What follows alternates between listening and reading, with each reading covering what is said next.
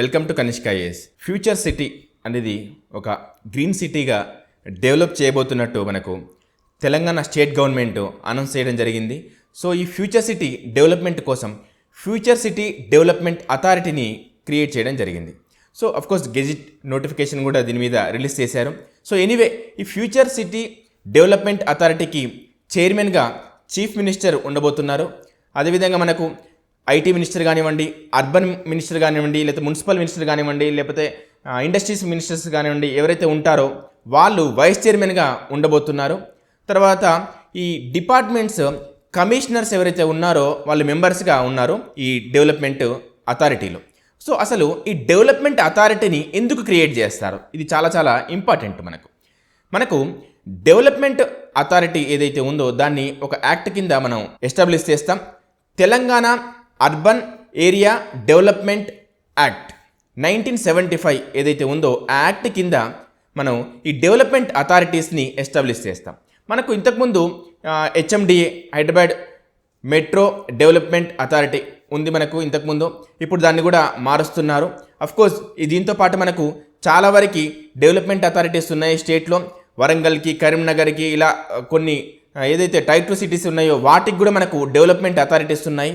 So anyway ఇక్కడ ఈ development అథారిటీని create చేయడానికి మెయిన్ ఉద్దేశం ఏంటి అని అంటే, అసలు భవిష్యత్తులో ఎలాంటి ప్రణాళికలు అవసరం, ఆ సిటీని డెవలప్ చేయడానికి, లేదంటే ఉన్న సిటీని మనం మార్చడానికి, దానికి అన్ని రకాల సౌకర్యాలు కలిగించడానికి వాటి కోసం ఎలాంటి ప్రణాళికలు తీసుకోవాలి అనే దానికోసం ఇక్కడ ఏంటి అని అంటే డెవలప్మెంట్ అథారిటీని క్రియేట్ చేస్తారు. ఈ డెవలప్మెంట్ అథారిటీ సీఎం యాజ్ చైర్మన్గా ఇక్కడ ఫ్యూచర్ సిటీ విషయంలో చూస్తే మనకి ఏమవుతుంది అని అంటే, భవిష్యత్తులో ఫ్యూచర్ సిటీని ఎలా నిర్మించబోతున్నారు, ఎలాంటి ప్రణాళికలు చేయబోతున్నారు, ఎలాంటి ఫండ్స్ కేటాయించబోతున్నారు, ఎంత అవసరము, ఇలాంటివి అన్నీ కూడా ఇక్కడ డిస్కస్ చేసి ఈ గవర్నమెంట్కి నివేదించడం జరుగుతుంది. అఫ్కోర్స్ గవర్నమెంట్ కూడా ఫైనల్గా ఈ అథారిటీ ఏదైతే సబ్మిట్ చేస్తుందో దాన్నే ఇక్కడ తీసుకుంటుంది. ఎందుకంటే చీఫ్ మినిస్టర్ యాజ్ ఎ చైర్మన్గా ఉన్నారు కాబట్టి ఇక్కడ ఏమవుతుంది, మనకు గవర్నమెంట్ కూడా పాసిబిలిటీ ఉంటుంది తీసుకోవడానికి ఫేవరబుల్గా ఆ డిసిషన్స్ని. సో ఇక్కడ ఏంటి అంటే మనకి ఎగ్జామ్ పాయింట్ ఆఫ్ వ్యూలో చూస్తే ఇక్కడ ఫ్యూచర్ సిటీ డెవలప్మెంట్ అథారిటీ ఎప్పుడు ప్రారంభించారు, లేదంటే నెక్స్ట్ డెవలప్మెంట్ అథారిటీలో ఎవరెవరు మెంబర్స్గా ఉన్నారు, మేబీ ఇది అడగొచ్చు. అంతేకాకుండా అసలు డెవలప్మెంట్ అథారిటీస్ని ఏ విధంగా క్రియేట్ చేస్తారో, ఏ యాక్ట్ కింద క్రియేట్ చేస్తారో అని చెప్పేసి అడగొచ్చు.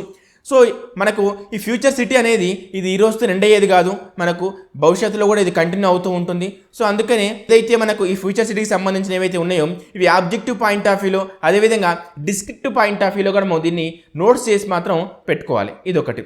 ఇంతేకాకుండా దీంతో పాటు ఏంటి అంటే మనకు ఈ HMDAని కూడా ఇక్కడ మారుస్తున్నారు. హైదరాబాద్ మెట్రోపాలిటన్ రీజియన్ అని చెప్పేసి దీన్ని మారుస్తున్నారు. సో ఇక్కడ దీనికి కూడా ఒక ఇంపార్టెన్స్ ఉంది. అదేంటి అంటే ఇక్కడ ఇంతకుముందు ఉన్న డిస్ట్రిక్ట్స్ని కాకుండా కొత్తగా కొన్ని డిస్ట్రిక్ట్స్ని కూడా ఇందులో చేరుస్తున్నారు. సో చేర్చి ఇది మళ్ళీ ఒక పెద్ద వ్యవస్థగా, పెద్ద అథారిటీగా దీన్ని నిర్మించబోతున్నారు. ఇదొకటి.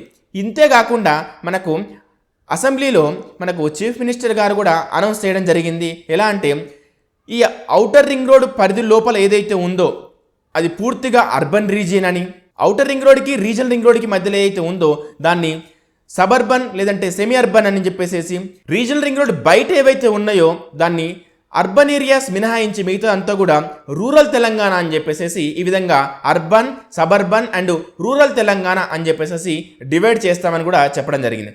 సో ఈ పెరుగుతున్న అర్బన్ పాపులేషన్కి, తెలంగాణలో ఉన్న అర్బనైజేషన్కి కొన్ని లెక్కల ప్రకారం ఏం చెప్తున్నారంటే దాదాపు 50% ఆఫ్ ద పాపులేషన్ తెలంగాణలో అర్బన్ ఏరియాలోనే నివసిస్తున్నారని చెప్పి చెప్తున్నారు.